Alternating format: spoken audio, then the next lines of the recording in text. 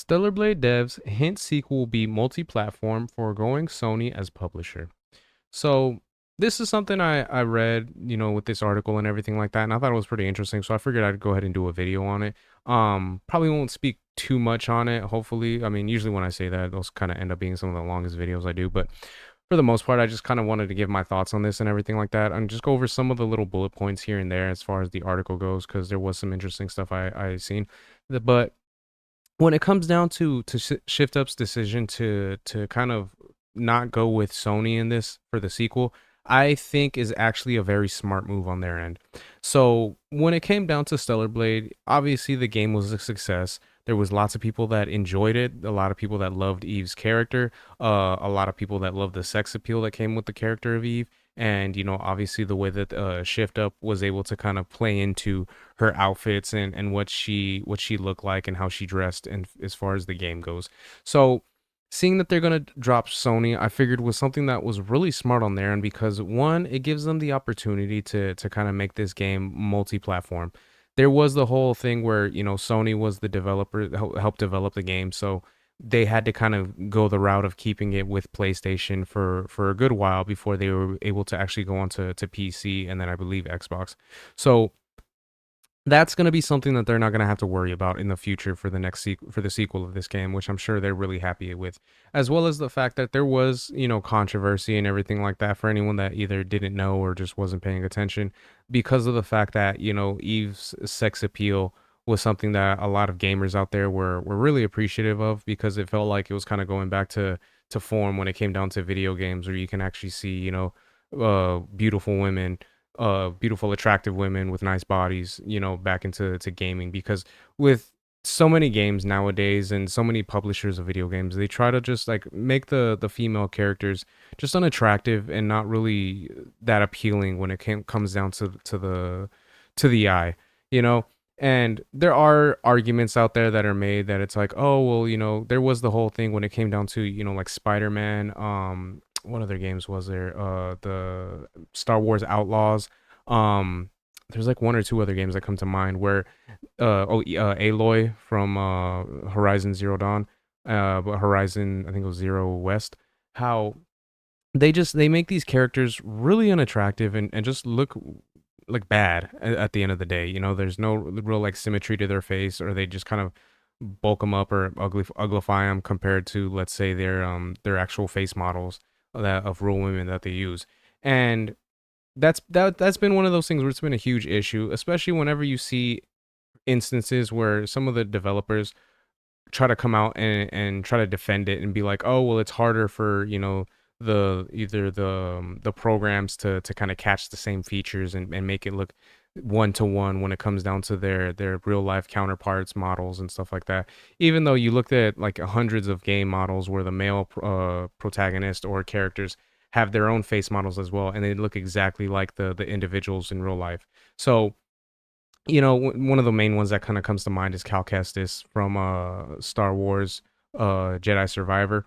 You look at the character in the video game, and then you look at the actor in real life, and it's like a one to one. They look exactly the same.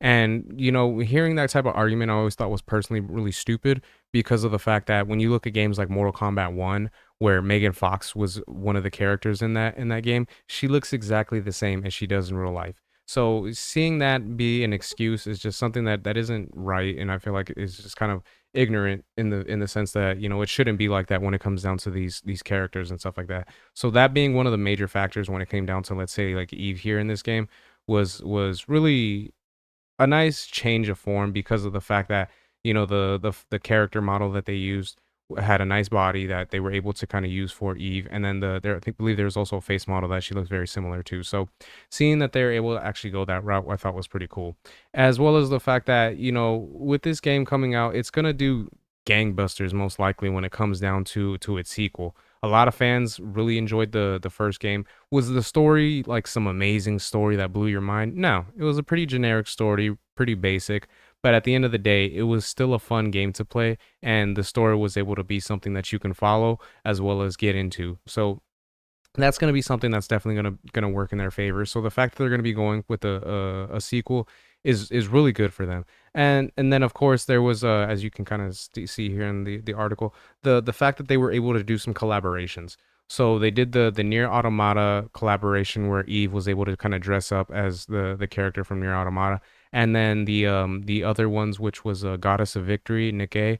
So there was those that crossover as well that they were able to do, which ended up helping the game as well because of the fact that fans of those other franchises were able to kind of come in and enjoy what they were able to do with Eve for this game.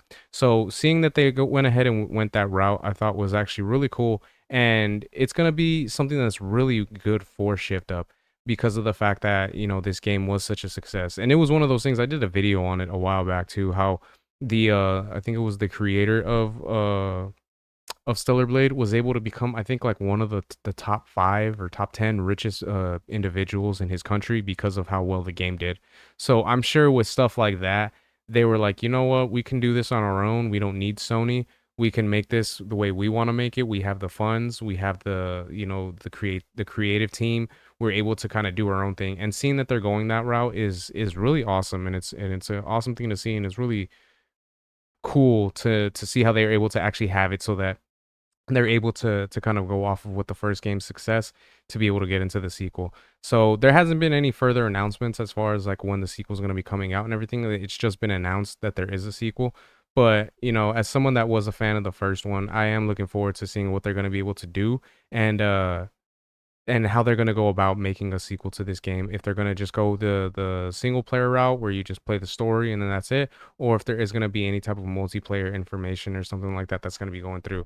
So only time we'll be able to tell. But as far as this game goes, there are chances that it is stated in this article as well that there is big plans for the future of this game, that they might possibly have it turn into a franchise. So who knows? We'll just have to wait and see, and kind of see the direction that they're going to be going in, and how successful the game actually ends up being at the end of the day. So hopefully it'll be something good, because if it does with the way it looks as far as video game to movie adaptations, this could be the possibility of actually having that be the case with this franchise, which I think would be really cool. So yeah, I just wanted to kind of go over some of that information again.